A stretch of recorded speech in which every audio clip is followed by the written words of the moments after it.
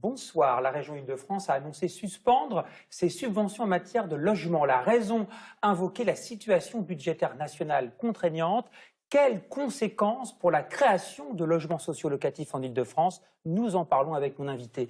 Bonsoir Anne-Catherine Ledeuf, directrice générale de l'AORIF, l'Union sociale pour l'habitat d'Île-de-France, association regroupant les organismes HLM œuvrant ici dans notre région. Alors, selon votre communiqué, cela représente 48 millions d'euros en moins pour les logements sociaux locatifs. Quelles conséquences concrètement sur les chantiers de création de logements sociaux locatifs? Alors les conséquences, elles vont être extrêmement concrètes. Déjà, ça va entretenir une chute assez abyssale de la production de logements sociaux qu'on enregistre depuis un certain nombre d'années.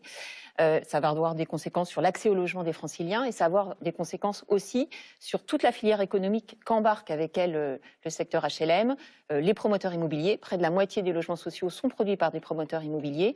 Le secteur du bâtiment, évidemment, les bailleurs sociaux, ce sont des grands investisseurs, à peu près 3 à 4 milliards d'investissements dans le développement du parc social chaque année, qui sont autant de chantiers pour le bâtiment.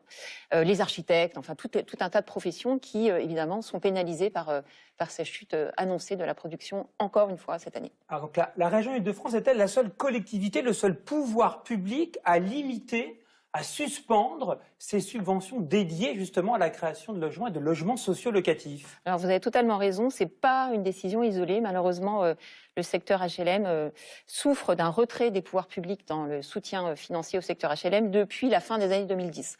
Avec à l'époque, de la part de l'État, 4 décisions très importantes qui ont pesé et qui ont créé une vraie rupture, d'ailleurs qu'on mesure dans la production HLM en Île-de-France. Avec d'une part le retrait des subventions de l'État de la production. L'État ne subventionne plus la production HLM. Deuxième chose qui a été impactante, c'est une TVA moins favorable pour les investissements sur un certain nombre de types de travaux de la part des bailleurs sociaux. L'augmentation du taux des livrets A, qui est une bonne chose pour les épargnants, mais qui impacte directement le modèle économique des bailleurs sociaux, puisque les bailleurs empruntent à taux variable. Et quatrième décision très impactante pour le secteur, au moment de la baisse des APL, la mise en place de ce qu'on appelle la RLS, qui est un dispositif très injuste par rapport aux locataires du parc social. On parle des APL, donc l'aide effectivement à location, donc pour le logement. On reparlera tout à l'heure de cela dans les solutions que vous proposez, justement la baisse de ces allocations de 5 euros. Cette question est importante parce qu'en Île-de-France, rappelons-le, plus de 860 000 ménages attendent un logement social dans notre région. Cela représente combien de personnes si on y ajoute, enfin si on comprend les couples et les enfants? C'est considérable. 860 000 familles, c'est 2 millions de personnes à peu près. C'est le poids de la population de Paris. Il faut avoir conscience de ce que ça représente à l'échelle de la région Île-de-France. Il faut savoir aussi que 76% des franciliens sont éligibles à un logement social. Donc ce n'est pas un sujet de niche ou ce n'est pas une partie uniquement précaire de la population. Ça impacte l'ensemble des franciliens. Alors quand il manque des logements sociaux locatifs dans notre région, quels sont les publics touchés? Alors tous les publics, parce qu'effectivement on s'adresse des classes moyennes aux publics très défavorisés, les étudiants d'ailleurs qui sont très impactés par le retrait des financements de la région, parce que la région finançait très bien le logement étudiant, les personnes en situation de précarité, les personnes âgées, c'est toutes les catégories finalement de franciliens, à partir du moment où ils ont des revenus qui sont encadrés par la loi. Vraiment beaucoup de catégories différentes sont bénéficiaires du logement social. En quoi c'est important ces logements sociaux locatifs pour les jeunes actifs comme par exemple les infirmières ou d'autres professions qui manquent, et d'autres professionnels, n'est-ce pas, qui manquent dans notre région?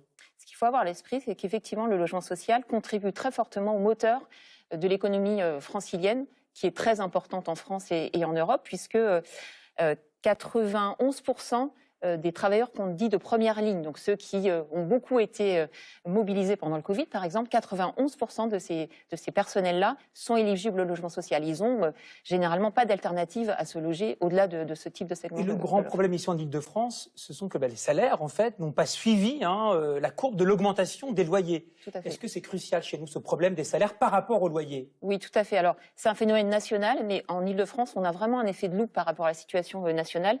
Il faut avoir à l'esprit que l'écart entre les loyers du parc social et le parc privé, en moyenne en Île-de-France, c'est un rapport de 2,6. Paris, 3,6.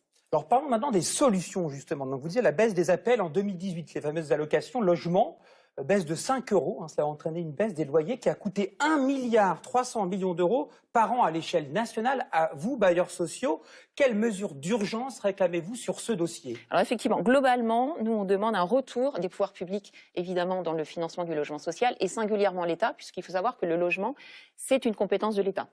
Et le logement est inscrit dans la Constitution. Donc c'est un droit constitutionnel des Français et des Franciliens.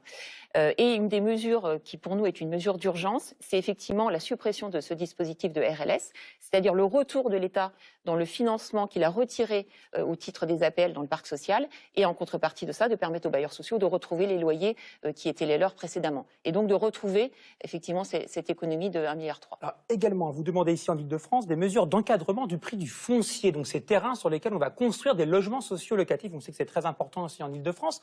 Quelles mesures proposez-vous pour limiter l'augmentation du prix du foncier? Oui, tout à fait. Là aussi, l'Île-de-France, elle est particulière par rapport au reste de la France. Le coût du foncier y est 2 fois supérieur. C'est jusqu'à 40% du coût d'une opération.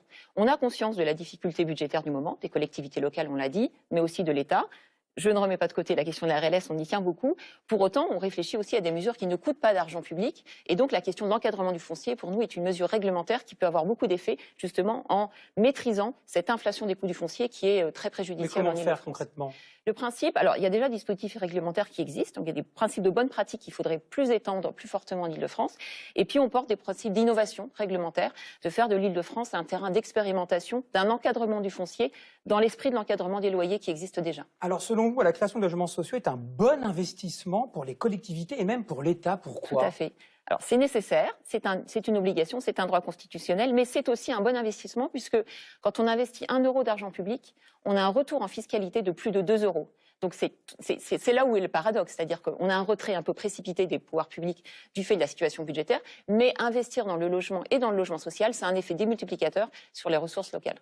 Écoutez, merci beaucoup Anne-Catherine Ledeuil, donc directrice générale de l'AO-RIF, l'Union sociale pour l'habitat d'Île-de-France, organisme HLM œuvrant en Île-de-France. Merci à vous. Tout de suite, l'information compte.